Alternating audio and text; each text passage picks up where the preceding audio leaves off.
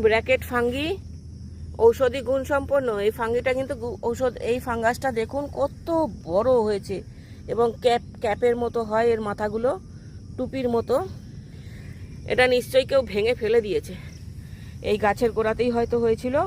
এই যে দেখুন এখানে গাছের গোড়ায় অনেক হয়ে আছে।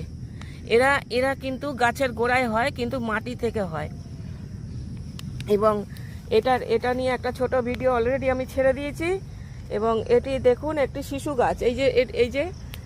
এই গাছটা হচ্ছে একটা শিশু গাছের গোড়ায় হয়েছে এখানে।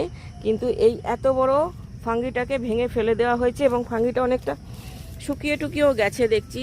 এবং এটা কিন্তু গ্যান্ডোরামা প্রজাতিরই ফাঙ্গি এবং এটি ঔষধি গুণ সম্পন্ন। আমাদের দেশে একে কেউ জানে না বলে তাই।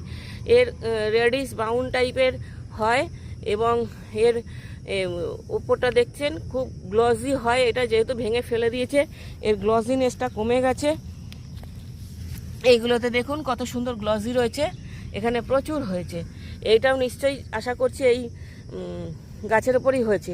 আমি যখন ভিডিও করতে এলাম তখন দেখলাম এই যে এখানটা উই পোকাতে খেয়ে নিয়েছিল।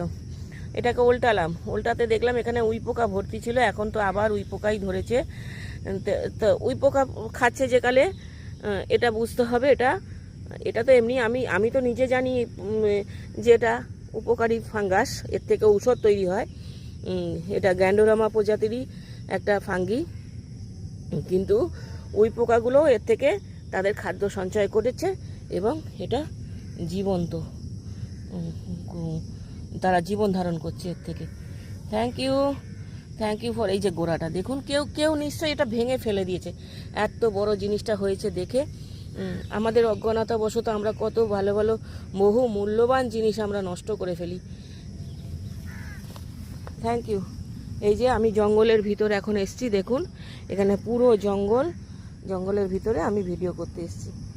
এই যে এখানে আরও ছোট ছোট বেরিয়েছে। এগুলো যদি বড় হয় কোনো মোটামুটি 15-20 দিন পরে আবার এসে এগুলো যদি বড় আকৃতি এর মতো হয় তাহলে আপনাদেরকে দেখাবো। Thank you for watching. ভিডিওটা ভালো লাগলে অবশ্যই একটা লাইক, শেয়ার, কমেন্ট করবেন। আমার চ্যানেলটাকে সাবস্ক্রাইব করে আমার পাশে থাকবেন প্লিজ। এই যে মাথাগুলো দেখুন সব সময় টুপির আকারে হয় এবং প্রচণ্ড গ্লসিনেস। এরা ওক, শিশু, তারপরে এই শিমুল, এই পাইন, ফার, এই সমস্ত গাছের গোড়া থেকে এরা হয়। এরা জীবন্ত গাছের গোড়াতেই হয়। Thank you for watching.